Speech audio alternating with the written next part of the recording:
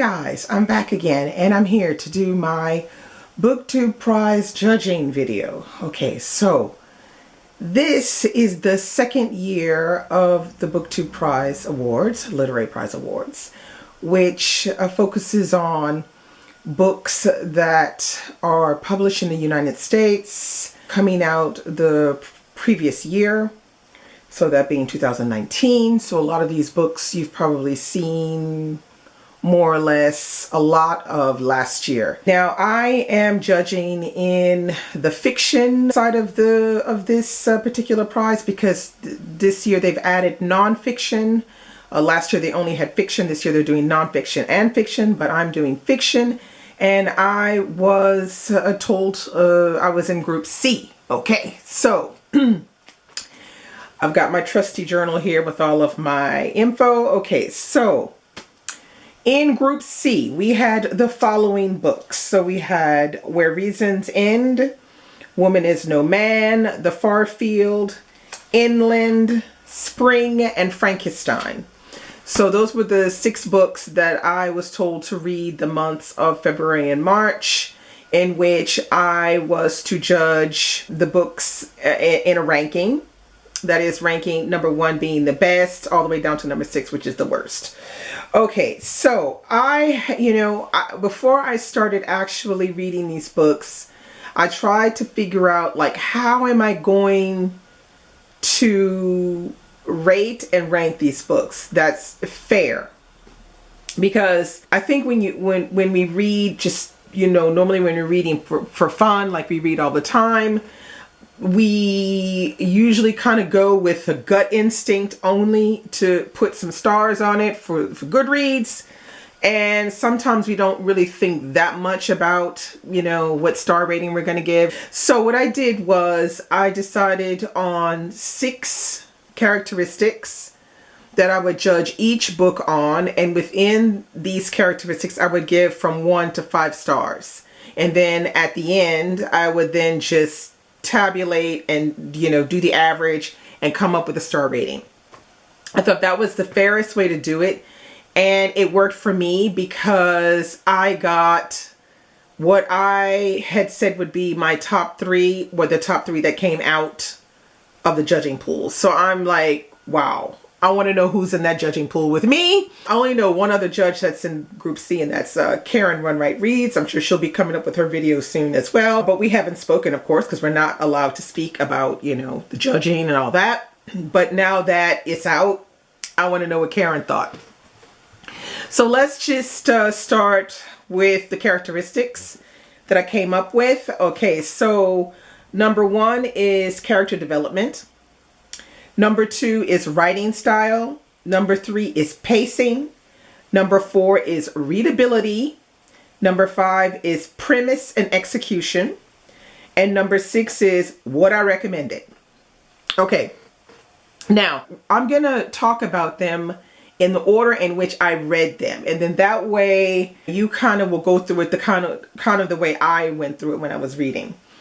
So the first book I picked up was Where Reasons End. And this one I picked it up on audio. And this book is by a Chinese writer. And she's Chinese American. And it's a book that discusses a young man who has committed suicide. And his mother is grieving, and she is basically having a conversation with her dead son. All right, now this pretty much has some, you think from the premise, you think, yeah, okay, that could have some, it could have some good aspects to it. Could make a really good story. But I have to admit, it didn't come off very well for me. The conversations felt very long, even though this is a fairly short book. The book as a whole felt very long. And the character of the son got on my last nerve. Okay, he was arrogant, disrespectful to his mama, because nobody talks to their mama like this boy was talking to his mama. and it just annoyed me after a while because it started making her feel like as if the writer was trying to paint the mother as some kind of, you know, Mother Teresa, you know, oh, you know, I'm the martyr, take it all on me kind of thing. And it kind of got old. Now, at the same time, I was reading another book, which is called Please Look After Mom, which is a Korean book. And that one is the whole family is looking for the missing mother. I found that one more interesting than this one, Where Reasons End. There was just a lot of things that just kind of annoying, and mostly the main character, the son, is just really annoying. I mean, some of the things that he says to his mother is just like, oh, come on, you know. I don't know, it just got old.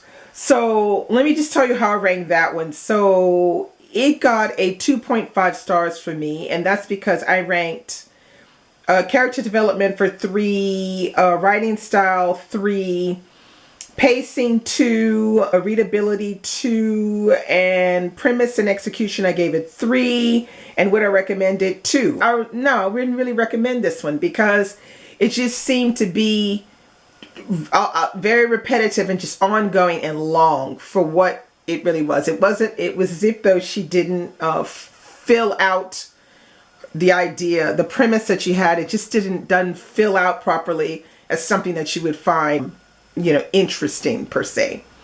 Okay, the next book I picked up was this one, A Woman Is No Man. Now, I had never heard of this book before. I don't even think I heard anyone talking about this book last year. So I was like, okay, I knew nothing about it when I picked it up, and I didn't look purposely. I just said, okay, look, I'm just going to go into this. It's February. I'm just going to read the book. So I read this book and I found it very, very interesting. So this is a book that has 2 timelines. So you have this one timeline, which is going on in 1990 in the past. And you have the timeline of today, which is 2008 Brooklyn. So Palestine, 1990, and then 2008 Brooklyn. So the first timeline, which is 1990 Palestine, is Isra, who is coming from Palestine. She's just been married to a man and is going to live in Brooklyn, USA. And in 2008 Brooklyn, you have Daya, which is the daughter of Isra today. Okay? Now, what I really enjoyed about this book is the way the author talks about living in America with a different culture, a different language, different religion. The way she talks about this insulated Palestinian community in Brooklyn is very, very interesting. And she does that through the discussion of this young woman, Daya, and her mother in the past, Isra. So not only do you just get the story, you know, the culture, Palestinian culture in the USA, you also get the Palestinian culture in Palestine a little bit as well. And she merges these 2 stories brilliantly because you know the merging is going to come, but you're not really sure how it's going to come. And then when it does, you're like, wow, you know. But very, very interesting read. I read this one fairly quickly. I was completely engrossed. And yeah, I would highly recommend this one. I thought this one was really good. All right. So how did I rate that one? I rated character development 4 stars, writing style 4 stars, pacing 4 stars, readability 4 stars, premise and execution 4 stars, and what I recommended, I gave that 4 stars because I would definitely recommend this one. So it came out with 4 stars. So that gave Where Reasons End was in my ranking was number 4, and A Woman Is No Man was at the end was ranked number 1. Then the next book I picked up was this one, The Far Field by Madhuri Vijay. All right, so you know how much I love stories that take place in India and Indian culture and all that, and this one was a gem as well. It was very interesting to read because this one takes place in Kashmir.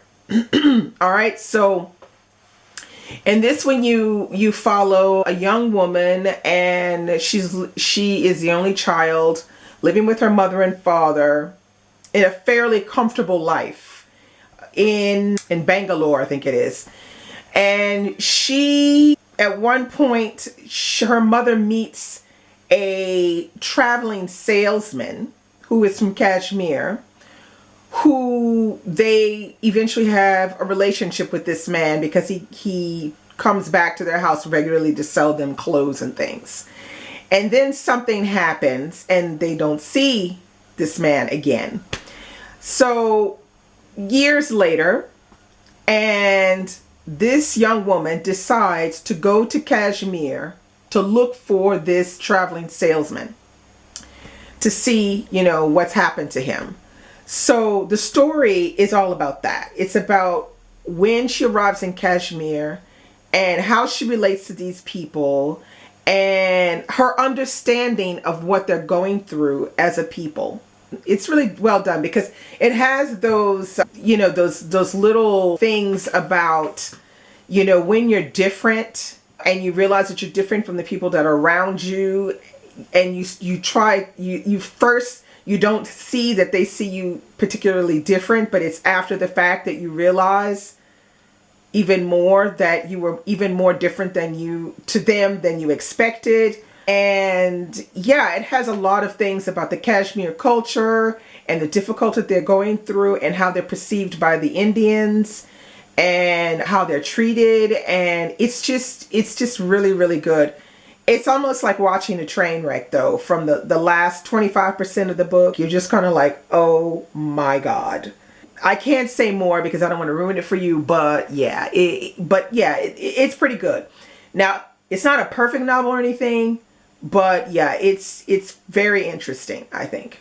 So how did it do in my rankings? All right, so The Far Field, I gave it character development 4 stars, writing style 4 stars, pacing 3.5, readability 3.5, premise and execution 4 stars, and what I recommended, I gave it 4 stars. So it came out as a 3.8 stars, which put it at number 2 on my final ranking.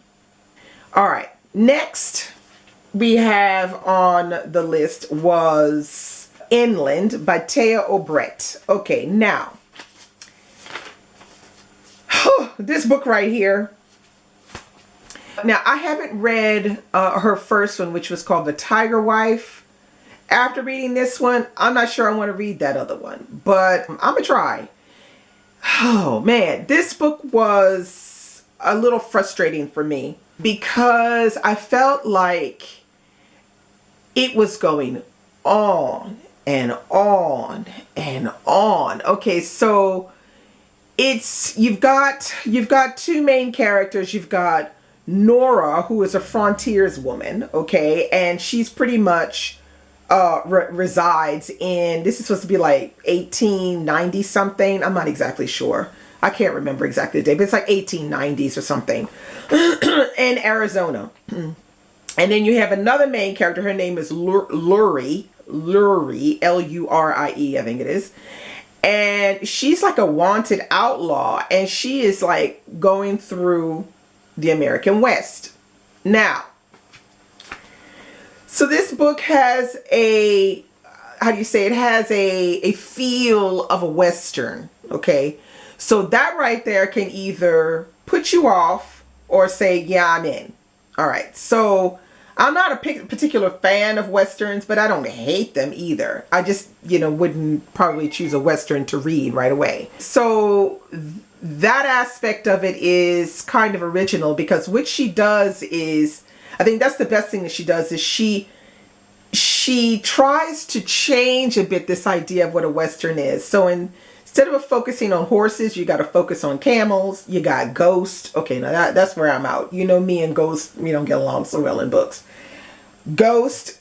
So you have these 2 women, and you have their story, their 2 stories, and how they're going to converge on each other. So You know, you have this frontierswoman who's married to a newspaper guy. And so you have a little bit of this feminism and this, you know, the role of women in this time period, in this particular context. Then you have these Arab and guys herding these camel across the West. You have all of these really odd things that she's put into the story to make it something different than what you would, you know, expect when you hear Western. Be that as it may, I wasn't particularly engrossed in the story at all. Actually, I found it a bit of a slog at times. There are scenes that are written well, but they're just snatches of them that are written well. Basically, it's just something that's it was really hard for me to get into. I found it very difficult to get into. I didn't care about these characters. Yeah, it felt like I was reading something and, you know, I was given some kind of drug or something and said, okay, read this at the same time. And I was finding it really hard to like. So yeah, I had some trouble with that one. So this is how I rated Inland. Okay, for the character development, I gave it 3. For the writing style, I gave it 1. For the pacing, I gave that 1. For readability, I gave it 2. For the premise and execution, I gave it 2, and would I recommend it? 1. So that came out 1.6 stars, which placed it at number 5 on my list of 6 books. Okay, so next book that I read was Spring by Ali Smith. Okay, now this one, which I think is a shame that we had to read this book like this, but anyway, Spring is book number 3 in a 4-part series by Ali Smith with all of the seasons. So we've already had autumn, we've already had winter, now we have spring, and summer is coming out, I think, in July. All right, now, Spring. This one right here was trying my patience. So when I started reading the book, the first 2 pages of the book, I think it came out the gate swinging. I was like, oh yeah, this is really, you know, I'm interested, okay? And then as quick as I was interested, 4 pages later, I was like, what? Okay, what? I was just like, what the heck is going on? Okay, now, you have a book whose themes revolve around Brexit. Let's call this political mistrust within the UK, but also within the world. You also have the role of social media platforms. You have also immigration and how people relate to the fact that there is more and more immigration in their country. And, you know, I was here for some of the writing because like I said, those first 2 pages, I was like, oh yeah, great. But then the writing is very erratic. So that is, this is not a linear timeline. I don't like erratic timelines. And this one is very, very erratic. So for example, what I didn't like is how this one, it has different stories being told. So you have this guy who he doesn't have a relationship with his daughter anymore. So what he does is he has these made up conversations with his daughter. And so you have a lot of us reading these made up conversations. Okay. Then you also have a lot of mentioning of 2 particular writers, Catherine Mansfield and this other writer called Rainer Maria Rilke. Okay. Catherine Mansfield, I think she's was from New Zealand, 19th century writer, I think. I haven't read anything from Catherine Mansfield, so she means nothing to me, okay? Rainer Maria Rilke, I don't know who she is, never heard of her before. So she means nothing to me. So if you keep telling me a story mentioning these same two authors, I'm not getting anything from it. So there was a lot of this book, I was just like scratching my head going, I don't understand what this is all about. Now you'll have snatches of angry, I call it angry writing, which is how she starts the book, is with this angry writing where she's critiquing harshly what is going on in the world today. Those snatches are pretty good, but it's almost, the whole book is quite gimmicky in my opinion, because everything is placed in a particular manner. So you have these snatches of angry writing about, immigration and racism and, this, that, and the other. And then in between, you have this conversation with this father, fake conversation with the father and the daughter that isn't there. And then you have this other story with a girl who works in an immigration camp. I call it immigration camp. It's a place where they put all of their illegal immigrants, and so you're seeing it from the point of view of an officer that works there.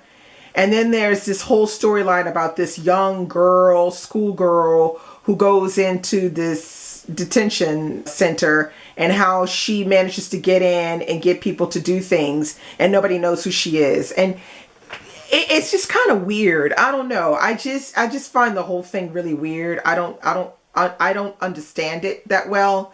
And I feel like if you're writing something, if you're an author and you're writing something with so much passion about how much you hate things that are going on today, then you should write it so that people can understand what you're trying to say. And I just don't understand why you go out of your way to write all this other crap along with it. That everybody's just kind of sitting there scratching their head going, what is this all about? Okay, so let me just tell you my ranking for that.